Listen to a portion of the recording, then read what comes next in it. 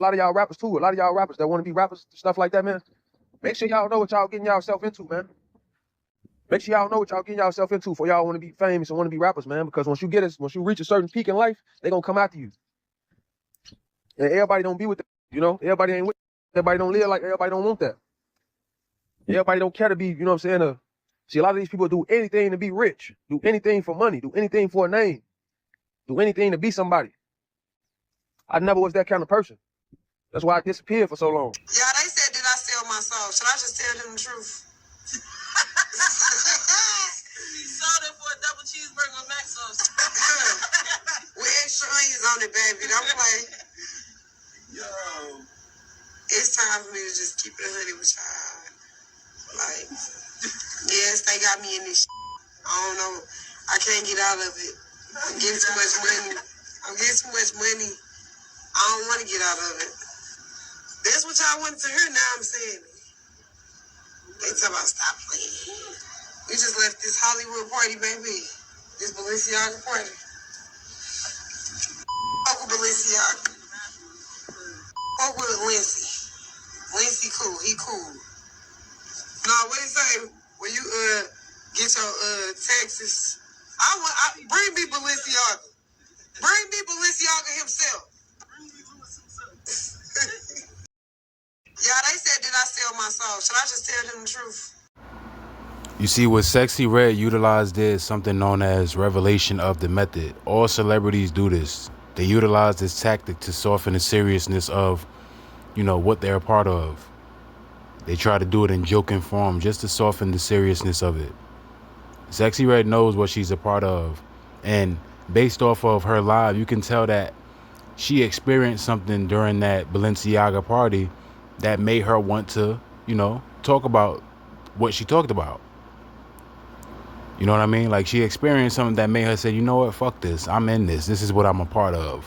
She probably saw something that made her, that hit her, that made her say, okay, this is the industry. Fuck it. I'm deep in this shit. I'm not getting out. You don't align yourself with a Drake and you're not compromised in some way. Even females get compromised. It's not just males. Females get compromised in the entertainment industry too. Because you have to be forced on sexually and you have to, you know, commit and be submissive. And Sexyy Red, I'm sure she's more willing than a woman that's, you know, innocent and has these natural inhibitions. But still, this is what you have to do. You know, Sexyy Red, she represents lust. She represents sin. She represents the aspect of harlotry. And a person like a Drake needs her. This is why Drake, you know, he hopped on the bandwagon so fast, because he needs that element when it comes to, you know, that ratchet female, black woman type of element to him, in order for him to feel, you know, validated in regards to his blackness, you know, because of that Memphis side and whatnot with Drake. So he needs a Sexyy Red. Sexyy Red, she represents that ratchet southern, you know, black woman type of archetype. And I'm not even like knocking Sexyy Red. Do your thing. But you can tell that she's someone that aligned herself with a Drake, and she's in the industry for a certain purpose, because let's just be real, like, she's not really that talented. You hear a song, she sounds a little elementary on the song. So it's something more than meets the eye when it comes to a Sexyy Red. And we already understand when it comes to MK Ultra and the things that they do behind the scenes with these celebrities, there's probably a reason why she's being pushed, because of what she's doing behind the scenes, sexually, immorally, and just compromising herself. It's so easy to tell, especially with certain artists that's, I don't want to say talentless, but more so like you can tell that they just don't have it the way other artists have it when it comes to their talent. Like Sexyy Red, she doesn't give me artistry. Like, she's not an artist to me. She just does music. You know what I mean? And also, I don't know if you guys caught this, but she slyly threw this up when she was on her IG Live talking about the Hollywood party. Right when she said something about the Hollywood party, she threw this hand sign up. She said, "This Hollywood party, baby." You know how she is with the ratchetness, you know, Sexyy Red and all that. She threw up the horns right as she said, "This Hollywood party, baby." Just letting you know that these celebrities, these people, they're almost triggered to have to throw that up. It's almost like it's a signal, because they're all trained to throw up the horns. They all trained to throw up the horns, whether it be in a surreptitious way or sly way. They all have to do it. I'm gonna give you another example of somebody who did this in an IG live, where you can tell it's almost like a requisite, something they have to do.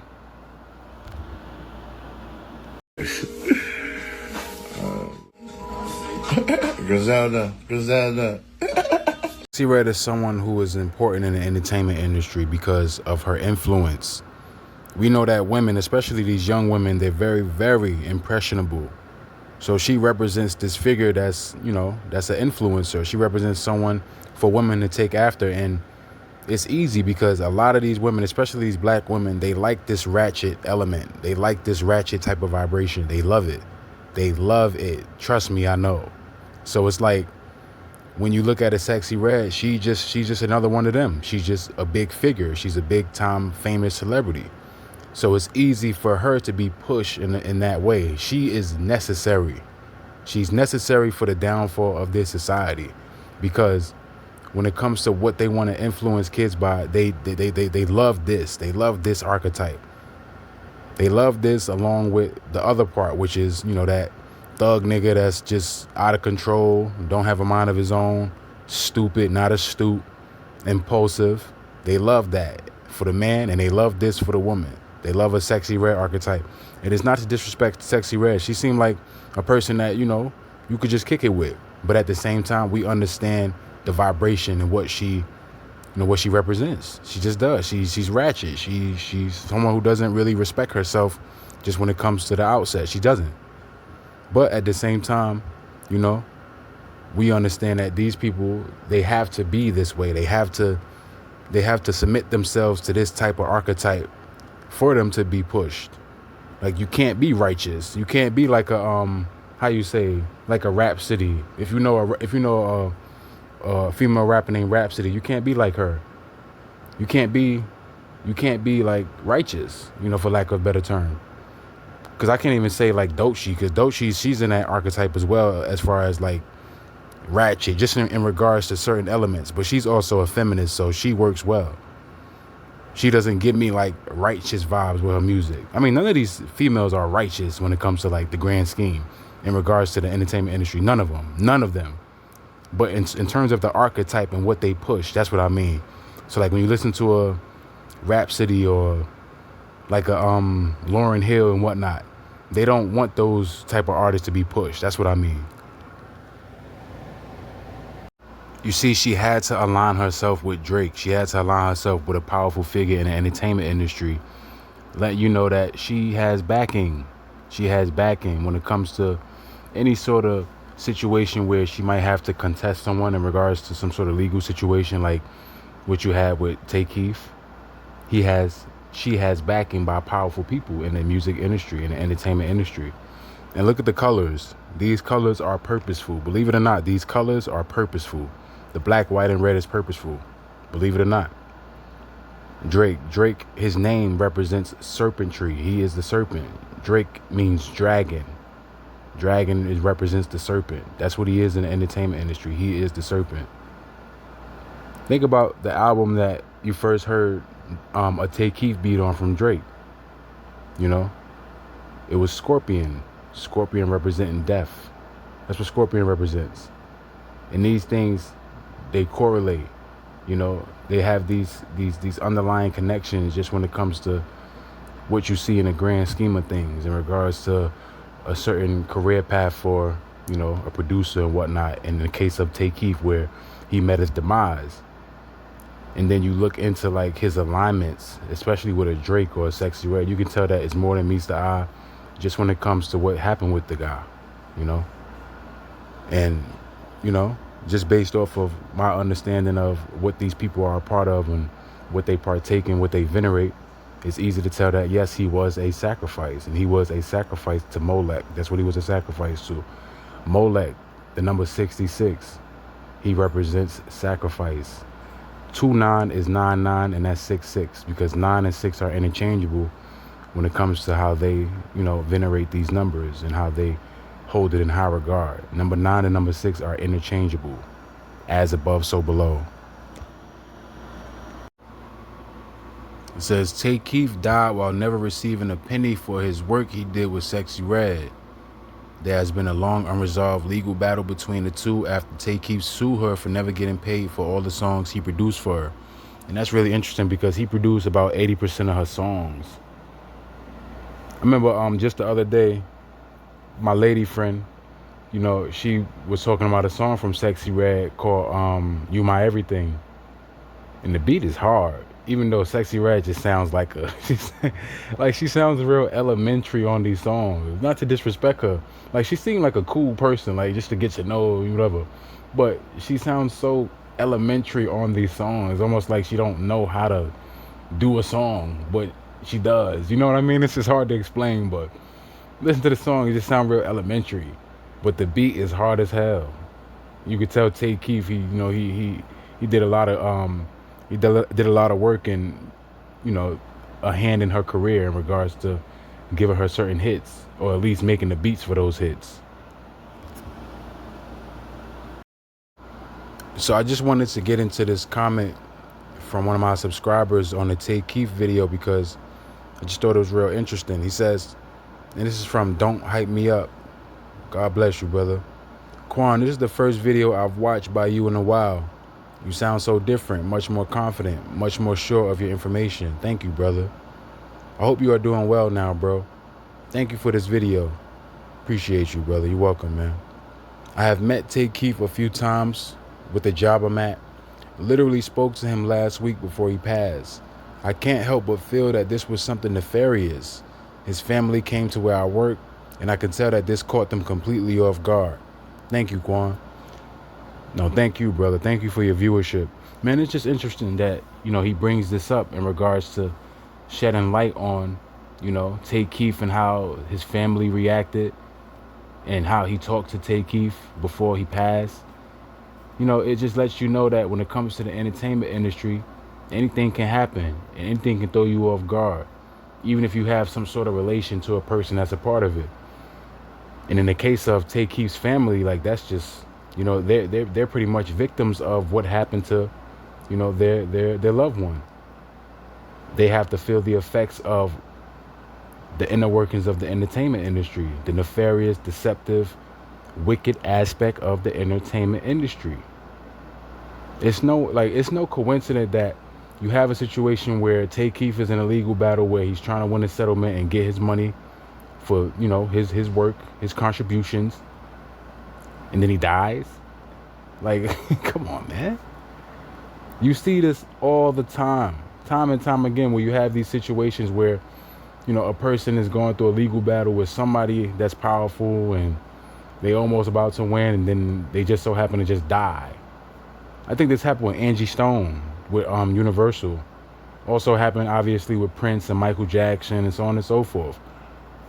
The reason why it's not happening with Drake, or the reason why, you know, it's no indication of it may happen with Drake, is because that's allowed from Universal.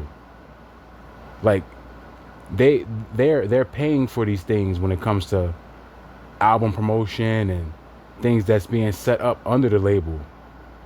They're working together.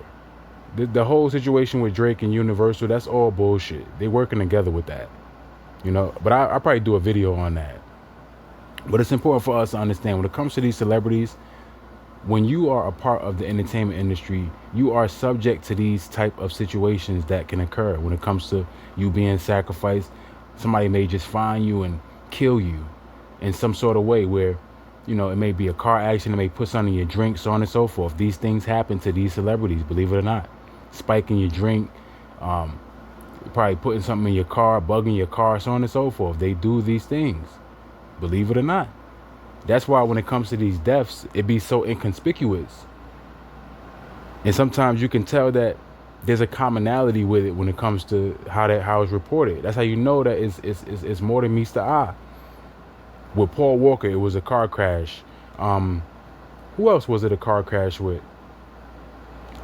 It's not on my head right now, but you could just like think of like 5 celebrities, or think of 10 celebrities, and about 7 of them, as far as 10 celebrities that die, about 7 of them is gonna be based off of an inconspicuous death, like a car crash, or, you know, some sort of drug overdose or what have you. It's always like that, or they just was found dead somewhere. You know, it's always like that. It's always inconspicuous. It just lets you know that it's more than meets the eye when it comes to the entertainment industry. This is why you should not want to be no rapper, man. You should not want to be no celebrity or none of that. Of course, you want to be at a certain level, but you don't want to be at that level where you're subject to sacrifice. You're subject to, you know, having to compromise yourself. And if you don't want to get sacrificed, you got to get down with the program. Or you got to capitulate in some way when it comes to some sort of legal battle. And if you don't, that's what happens. You know, they kill you. Just is what it is. You know, I remember when I first heard a Tay Keith beat. It was on Drake's album Scorpion. The first Tay Keith beat I ever heard was from Drake. It was called Non-Stop. When I heard that, Tay Keith, fuck these niggas up. That shit sounds so hard. I was like, what is this?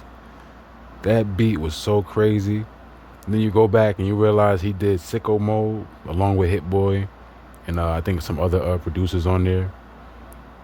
Obviously, we know Tay Keith is a mega producer. He produced a lot of big songs, especially with Drake, Sexyy Red, and a lot of artists from Atlanta and just, you know, down south in regards to like that type of sound.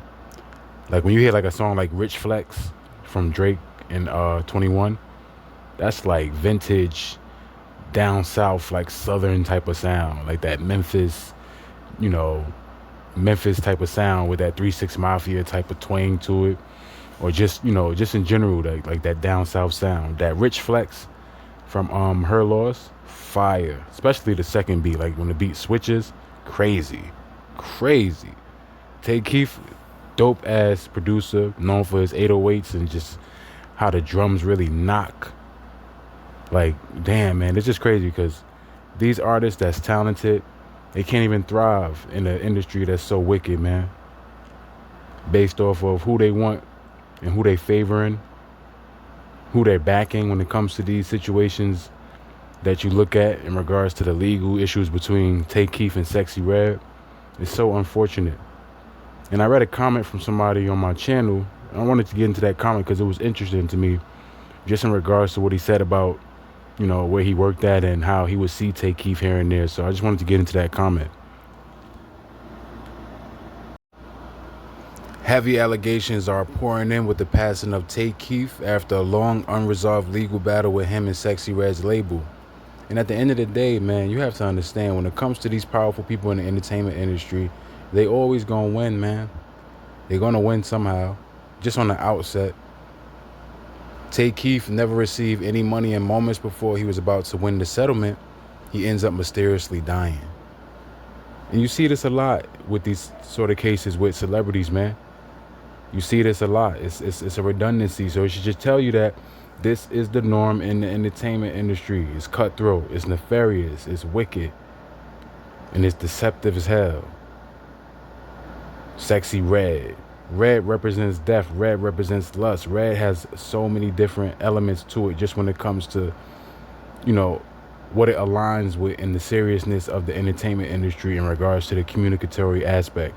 Like with the colors, they communicate certain things. So red is very, very powerful in the entertainment industry. Red is a powerful color in the entertainment industry, along with black and white, but really red, because red represents sacrifice, it represents death, it represents blood, and they take blood very serious. Believe it or not, the entertainment industry, they take blood very, very seriously. So when it comes to the, you know, certain deaths and whatnot based off of the veneration to their gods, it's serious and it has to happen. That's why when it comes to the entertainment industry and you, if you're somebody that's aspiring to be a producer or a big time rapper, take your time and be careful. Be careful, man. Very, very important. I went into the office. I went into 50's office. He had me close the door. And at this time, I was traumatized from the industry because I had so many men, you know, especially when I was at BET, they kept trying to flip me into a homosexual for me to advance into the industry and become an executive or be in certain circles and stuff. So by the time I was having this meeting with 50, I done been hit on by Diddy. I done been hit on by people, executives at BET, and other people in the industry. It was just this weird undertone, yo, get down with the homosexuals and, you know, you can be a megastar type of vibe. And when I had that meeting with 50, you know, the first thing that came out of my mouth was like, yo, 50, man, yo, I know a lot of people in the industry sell their souls. I know a lot of these dudes is undercover homosexuals. I know a lot of these dudes worship the devil. I'm just letting you know, man, I'll work with you, but I ain't with none of that. And I don't know if he got offended by me even saying that to him, as if like I thought that he was gay or he worshiped the devil, but he never worked with me after that. After I said that to him. So, You know, just the fact that he says that he was traumatized by other men, other powerful men coming on to him or propositioning him, you know, for exchange to compromise himself so he can advance in his career. It just tells you that that's a precedent within the industry. Like, that's cultural. That's something that's normal, you know? Like, that's the way. And you can tell that 50 Cent, a powerful person who's able to get certain deals and produce certain films and TV shows and whatnot, you can tell that he's someone that's down with the program. It's just easy to tell, especially if you understand how the music industry really works. Just when it comes to the sexual aspect, the immoral aspect, where these celebrities, they have to compromise themselves in order for them to get far, because it's all based in the gods that they worship, where they emulate these things. You know, the god of sex and magic and theater, that's the Bacchus, that's Pan, and these people, they emulate it. This is why you see like this whole sexual overtone and undertone within the music industry, because it's based in the veneration of their gods, their sexual immoral gods, Bacchus, Pan. Even when you think about Aphrodite and the women, that's what it's based in. So that's why you have this sexual element, especially when it comes to compromising yourself, this obscene sexual element, because it's more than just traditional sex. It's all about, you know, power and magic, because we already understand that sex is spiritual as well, but they look at these elements with magic and the exchange for someone's soul based off of them compromising themselves, giving themselves over. So that's what it's really about when it comes to the reason why it's such a prominent element within the entertainment industry, because it's based in a system of pagan worship, which is Pan and Bacchus, so on and so forth. Right? Even Cupid, you know. So Choke No Joke is someone who's just kind of like a whistleblower, even though people look at him, you know, he kind of goes off the grid a little bit, but at the same time, you know, he's saying names, and you know, you don't want to go into a situation where you could be sued for, you know, allegations and whatnot. So nobody said that he's lying, just when it comes to like the people that he's talking about. And all he said was he met up with 50, and he just had this thought that 50 would be the same person that would come at him with the same thing. And when he had told 50, hey, listen, man, I'm not with none of that stuff, 50 wasn't with trying to work with him. So it just lets you know that 50 was down with the program too. You know, you don't get these type of deals that 50 gets without being down with the program. And 50, he got into movies early. He's not a great actor, but you see him in all these different movies. Why is that? Because he got down with the program. It's not just sexual, it's also about, you know, the belief system. It's also about what they worship occultically. Just when it comes to the things that they push on that level, you have to get down with the programming in more ways than one if you want to be a big wig, if you want to be powerful in the entertainment industry, like a 50 Cent, like a Jay-Z, you know.